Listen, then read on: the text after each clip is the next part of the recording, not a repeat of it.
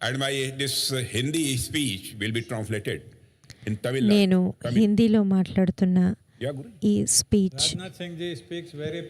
తమిళ్లో మనకు ట్రాన్స్లేట్ చేస్తారు. ఇక్కడ మనము తెలుగు ట్రాన్స్లేషన్ అనువాదం విందాము.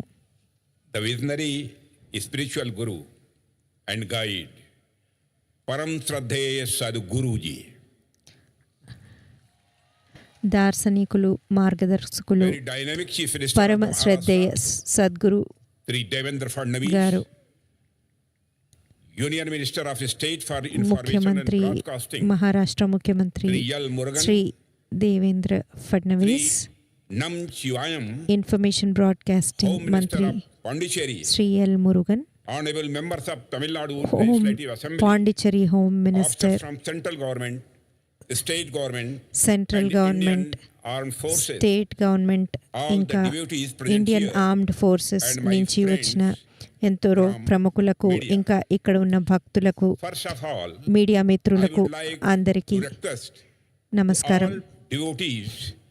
ముందర ఇక్కడున్న భక్తులందరూ వారి చేతులను పైకెత్తి నాతో పాటు ఇలా అనండి: ఓం నమః పార్వతీ పతయే హర హర మహాదేవ్. ఓం నమః పార్వతీ పతయే హర హర మహాదేవ్. எல்லாருக்கும் என் வணக்கங்கள்.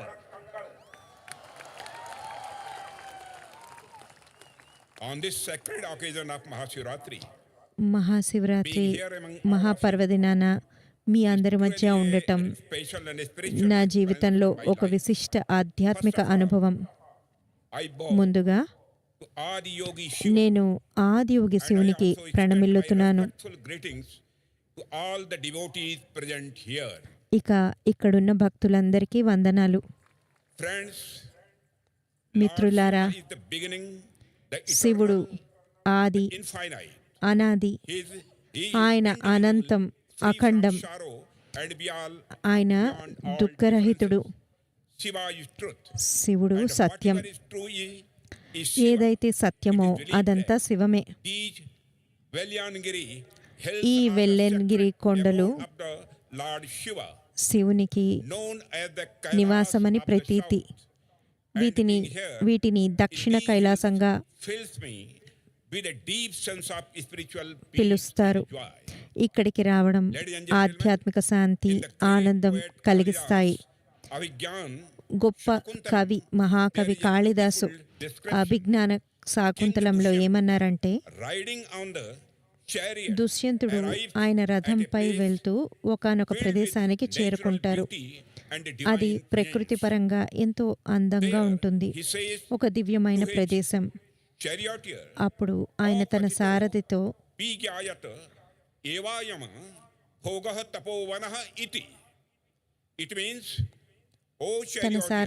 ఇలా అంటాడు: ఓ సారథి, ఎవరు చెప్పకపోయినా ఇది ఒక తపోవనం అని అర్థమవుతోంది. ఇక్కడ ఎవరో కఠోర తపస్సు చేసిన ముని నివాసం ఇది అని. ఇప్పుడు నేను చెప్పదలుచుకుంది ఏంటంటే, అలాంటి దివ్యత్వాన్ని నేను ఇక్కడ అనుభూతి చెందుతున్నాను. నాకు ఇక్కడ ఎవరూ చెప్పకుండానే అర్థమవుతోంది ఈ ప్రాంతమంతా మహాదేవుని అనుగ్రహం పొందిందని. ఇది నిజంగానే ఒక మహాముని తపోక్షేత్రంలాగా నాకు అనిపిస్తోంది. మిత్రులారా, నేను కాశీ ప్రాంతం నుండి వచ్చాను.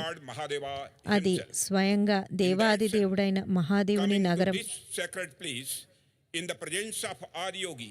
ఆదియోగి సన్నిధిలో ఈ పవిత్ర ప్రదేశానికి మహాదేవుడి భక్తుడిగా రావడం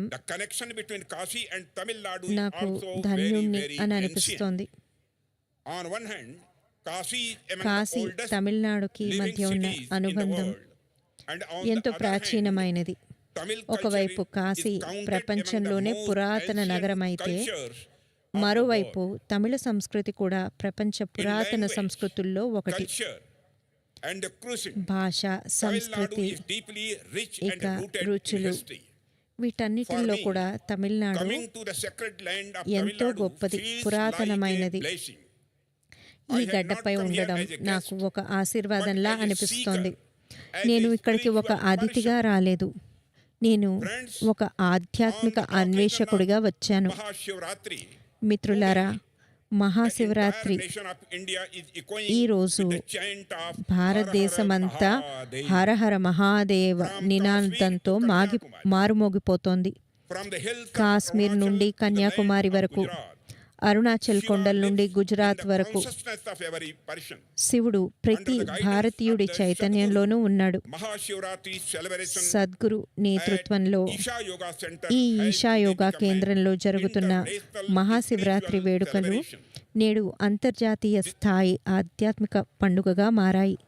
This is no ordinary achievement. ఇదేమీ సామాన్యమైన విజయం కాదు. Ordinary achievement. It is a ఇది renewed Bharatiya proclamation of India's సంస్కృతిని cultural renaissance. పునరుజ్జీవనం There was a time when చేసేది. India was known as the Vishwaguru. The teacher of the భారతదేశాన్ని world. ప్రాచీన The కాలంలో foundation of that విశ్వగురువుగా greatness was not just పేరు geography. పిలిచేవారు. It was philosophy, ఇక్కడ spirituality, and కేవలం universal wisdom. భౌగోళిక And తత్వం, Shiva is the most ancient and the most expensive ఆధ్యాత్మికత symbol అని of ఇక్కడ that ఉండేవి. wisdom. శివుడు The ఈ knowledge పురాతనమైన given to us by our విశాలమైన ancient జ్ఞానానికి traditions చిహ్నం. is not limited మన to books. ప్రాచీన సాంప్రదాయం It is a అందించిన living, జ్ఞానం breathing పుస్తకాలకు science. పరిమితమైనది And Shiva కాదు, stands at అది the very ఒక center of సజీవ this విజ్ఞానం. ఈ Shiva has సాంప్రదాయానికి no single శివుడే form. మూలం. Yet శివునికి he is the రూపం లేదు, source కానీ of all forms. ఆయనే అన్ని And రూపాలకు when ఆధారం. nothing existed, Shiva was ఏమీ there. లేనప్పుడు కూడా And శివుడు when ఉన్నాడు, nothing remains, ఏమీ Shiva మిగలనప్పుడు will కూడా still శివుడు be. ఉంటాడు. This very concept is the greatest ఈ భావనే strength of మన our culture. సంస్కృతికి బలమైన పునాదుల్లో ఒకటి. The MahaShivRatri మిత్రులారా, that we are celebrating is the sacred నేడు festival of the మనం union of జరుపుకుంటున్న Shiva Mahashivratri and Shakti. శివశక్తుల Pavitra Sangama Carries వేడుక. the message that without Shakti, Shiva is Shakti incomplete. లేకుండా And without శివుడు Shiva, అసంపూర్ణం, Shakti is శివుడు no లేకుండా direction. Shakti With this అసంపూర్ణం very philosophy, అనే గొప్ప India సందేశం envisioned the form of ఈ Ardha రాత్రి Narishwar. మనకు అందిస్తోంది. Friends, ఈ if we దృష్టితోనే look at the భారతదేశంలో అర్ధనారీశ్వర రూపాన్ని situated దర్శించింది. in these very premises, we see a powerful symbol ఈ of ప్రాంగణంలో stability and ధ్యానలింగాన్ని creation combined. చూస్తే ఆ నిశ్చలత్వానికి, సృష్టికి, రెండింటికి చిహ్నమని అర్థమవుతోంది. ఇక్కడున్న లింగభైరవి అమ్మవారు జీవకళతో ఉన్న శక్తి సంప్రదాయానికి This ప్రతీక. tradition has been articulated in modern times by Sadhguru ఈ is ప్రాచీన truly సాంప్రదాయాన్ని remarkable. ఆధునిక కాలానికి తగ్గట్టుగా It demonstrates ఇంత that స్పష్టంగా Indian philosophy అందించడం is not నిజంగా ఒక static. అద్భుతం. It is a living, భారతీయ తత్వం conscious అనేది and the dynamic ఎక్కడో philosophy. ఆగిపోయిన సిద్ధాంతం కాదు, In అది today's time, నిరంతరం ప్రవహించే when ఒక humanity is జీవతత్వం. going through stress, anxiety, నేటి ప్రపంచంలో and మానవాళి అంతా restlessness, అశాంతి, the ఒత్తిడిలో relevance of Lord Shiva ఉన్న ఈ becomes సమయంలో even deeper. శివుడి ప్రాముఖ్యత Shiva is a living మరింతగా possibility, పెరుగుతోంది. a possibility that shows శివుడు us how to ఒక maintain సజీవ balance రూపం. even amidst ఈయన chaos. సమతుల్యతకు Friends, our నిదర్శనం. sages never confined Shiva to a ఎన్నో single వైరుధ్యాల మధ్య కూడా సమతుల్యాన్ని ఎలా కాపాడుకోవాలో ఆయన మనకు He is the నేర్పుతారు. destroyer. And beyond that, మన the మహర్షులు symbol of ultimate stillness. శివుణ్ణి This is why Shiva remains as relevant for modern humans ఈ as he was ఈనాటి in ancient times. ఆయన పురాతనమైన వారికి ఎంత If we observe సందర్భోచితులో ఈనాడు కూడా we will అంతే realize that సందర్భోచితులు. life doesn't operate at extremes. It always flows as a శివుడు balance between ఎప్పుడు creation and destruction. సృష్టికి లయకు Shiva is మధ్య the నడుస్తూ ఉంటుంది. embodiment of this very balance. శివుడు ఈ సృష్టి లయలకు ఒక సజీవ రూపం. Absorbed in deep meditation, ఒకవైపు on the other, ఆయన సమాధి he స్థితిలో performs ఉంటారు, the tandava. మరోవైపు In ఆయన other words, he తాండవం symbolizes చేస్తారు. complete inner peace and at అంటే the same time ఆయన ఒక action పక్క and transformation. సంపూర్ణ అంతర్ముఖ శాంతికి చిహ్నం. మరోపక్క పరివర్తనకు కూడా ప్రతీక. ఈనాటి మనుషులు నిరంతరం ఎన్నో రకాల సంకెళ్లలో చిక్కుకుంటున్నారు, ఒక జడత్వంలో నిండిపోతున్నారు. శివుడు మనకు ఎప్పుడు కదలాలి, ఎప్పుడు పని చేయాలో నేర్పుతారు. అంతే ప్రముఖంగా ఎప్పుడు నిశ్చలంగా ఉండాలి, ఎప్పుడు పని చేయాలి అని చెబుతారు. ఈ ఎరుక మనకు ఈరోజు ఎంతగానో అవసరం. సద్గురు ఆ శివతత్వాన్ని మానవాళికి అందించారు. ఆధ్యాత్మికతను ఒక విజ్ఞాన శాస్త్రంగా ప్రపంచానికి పరిచయం చేశారు. జీవితాన్ని మరింత ప్రభావవంతంగా, సమతుల్యంగా మార్చుకునే శాస్త్రమే ఆధ్యాత్మికత అని నిరూపించారు. నేటి కాలంలో సమాజం బాహ్య విషయాలపై దృష్టి పెడుతోంది, అంతర్ముఖ ఆనందాన్ని విస్మరిస్తోంది. ఇలాంటి సమయాల్లో ఆధ్యాత్మికత సమాజానికి ఒక వరం. నేడు సమాజానికి కావలసింది ప్రతి ఒక్కరూ తమ అవకాశాన్ని పూర్తిగా గుర్తించడమే. ఎవరైతే వారి అంతర్ముఖ శక్తిని తెలుసుకుంటారో అప్పుడు వాళ్ళు కేవలం వ్యక్తిగత విజయానికే కాకుండా సమాజానికి, దేశానికి ఒక విలువైన సంపదగా మారతారు. మిత్రులారా, రక్షణ మంత్రిగా నేను ఈ వాస్తవాన్ని తరచూ గమనిస్తూ ఉంటాను. సాధారణంగా దేశ భద్రత అంటే ఆయుధాలు, సాంకేతికత, సైనిక బలం అనుకుంటారు. ఇవన్నీ ముఖ్యమే, కానీ మీరు లోతుగా చూస్తే అసలైన భద్రత అనేది బాహ్యమైన శక్తి వల్ల రాదు. నిజమైన భద్రత జాతీయ చైతన్యం నుండే పుడుతుంది. మిత్రులారా, భయంతో ఉన్న సమాజం ఎప్పటికీ సురక్షితం కాదు.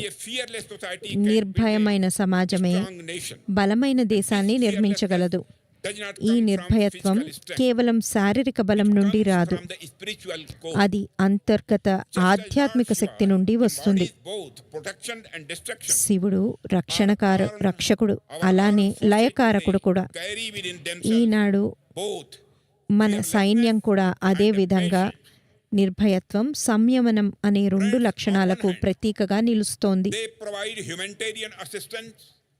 ఒకవైపు వాళ్ళు శివతత్వం చూపిస్తూ మనకు ఎంతో అవసరమైన పరిస్థితుల్లో రక్షణ కల్పిస్తారు. అదే సమయంలో వాళ్ళు రుద్రుడికి మళ్ళీ ఆపరేషన్ సింధూర్ వంటివి విజయవంతంగా చేస్తారు. మన సైనికుల్లో ఉన్న ఈ స్ఫూర్తి మన సంస్కృతి నుండి, సాక్షాత్తు ఆ శివుడి నుండే వచ్చింది. ఈరోజు ఈషా ఫౌండేషన్ ద్వారా మొట్టమొదటిసారిగా భవ్య భారత్ భూషణ్ అవార్డులు ప్రారంభమైనాయి. ఇది సమాజానికి విశేష కృషి చేసిన వ్యక్తులను ఇక్కడ మనం గౌరవించుకుంటున్నాం. ఎన్నో రంగాల్లో సైన్స్, టెక్నాలజీ, కళలు, చరిత్ర, సంస్కృతి, ఇంకా క్రీడలు, ఇటువంటి రంగాల్లో ప్రతిభకు ఈ అవార్డులు గుర్తింపు. వివిధ రంగాల ప్రముఖులతో పాటు మనము మన సైన్యంలో 3 విభాగాలను కూడా గౌరవించాము. వీరు ఆపరేషన్ సింధూర్ విజయంలో పాలుపంచుకున్నవారు. Western air command, army southern command, ఇంకా వెస్టర్న్ నేవల్ కమాండ్. వ్యక్తిగతంగా ఇది నాకు ఎంతో సగర్వంగా, ఆనందంగా అనిపించింది. దేశ శౌర్యానికి ఆధ్యాత్మిక ప్రపంచం అందిస్తున్న నివాళి ఇది. శివక్షేత్రంలోనే ఇది సాధ్యం. అవార్డు గ్రహీతలందరికీ నా హృదయపూర్వక అభినందనలు. మిత్రులారా, మన దేశపు గొప్ప బలం ఇక్కడి సంస్కృతి, ఐక్యత, ఆధ్యాత్మికతలోనే ఉంది. మన ప్రభుత్వం ఈ స్ఫూర్తిని ప్రపంచ వేదికపైకి తీసుకెళ్లడానికి కృషి చేస్తోంది.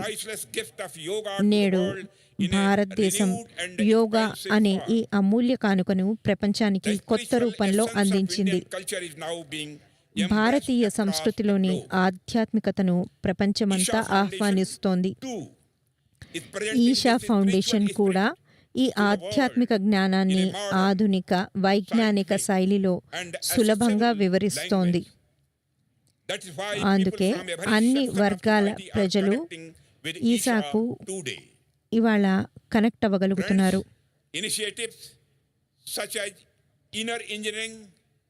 ఇన్నర్ ఇంజనీరింగ్, సాధన పాద, ఇంకా శాంభవి మహాముద్ర వంటి కార్యక్రమాలు ఎంతో మందిని ఆధ్యాత్మికంగా తోడ్పాటు అందిస్తున్నాయి. ఒక శాస్త్రీయ పద్ధతిలో మన సంస్కృతిని ప్రజల్లోకి తీసుకొచ్చారు. ఇందుకు గాను సద్గురు ఇంకా ఈషా ఫౌండేషన్ మనకు అభినందనీయులు. మిత్రులారా, సంస్కృతి విజ్ఞానం అనేవి వేరువేరు అనుకుంటారు, కానీ భారతదేశంలో ఇవి రెండు ఒకదానికొకటి తోడుగా ఉన్నాయి. సంస్కృతి అంటే కేవలం ఆచారాల సముదాయం కాదు, అది ఒక జీవన విధానం. మన దేశంలో సూర్యుడు, చంద్రుడు అంటే గ్రహాలు మాత్రమే కాదు, వాటి ద్వారానే మనము పంచాంగము, పండగలు అన్ని రూపొందించుకుంటున్నాము. మన పండుగలు, వాటి సమయాలు ఎంతో చక్కటి గణితం ద్వారా మనము వీటిని తెలుసుకుంటున్నాము. ఈనాడు చంద్రయాన్ వంటివి కేవలం వైజ్ఞానిక విజయాలే కాదు, మన ప్రాచీన విజ్ఞానానికి ఆధునిక రూపాలు. ఇప్పుడు మనం చంద్రయాన్, మంగళయాన్, ఆదిత్య ఇవన్నీ మనము లాంచ్ చేస్తున్నాం. అంటే ఇదంతా మనము గతానికి చెందిన ప్రాచీన విజ్ఞానానికి రూపాన్ని ఇవ్వడమే. మనము శాటిలైట్లను అంతరిక్షంలోకి పంపిస్తున్నామంటే మన వైజ్ఞానిక సంస్కృతిని ముందుకు తీసుకెళ్తున్నాము. మీరందరూ శివుని నటరాజు రూపంగా చూసే ఉంటారు. నటరాజు నాట్యం అంటేనే ఈ విశ్వపు లయ, గమనం. అతి గొప్ప శిల్పి అయిన అగస్ట్ రోడిన్ ఏమన్నారంటే, ఈ నటరాజ నాట్యాన్ని ప్రపంచంలోనే అత్యంత లయాత్మక గమనం అని వర్ణించారు. అల్డస్ హాక్లే అనే మేధావి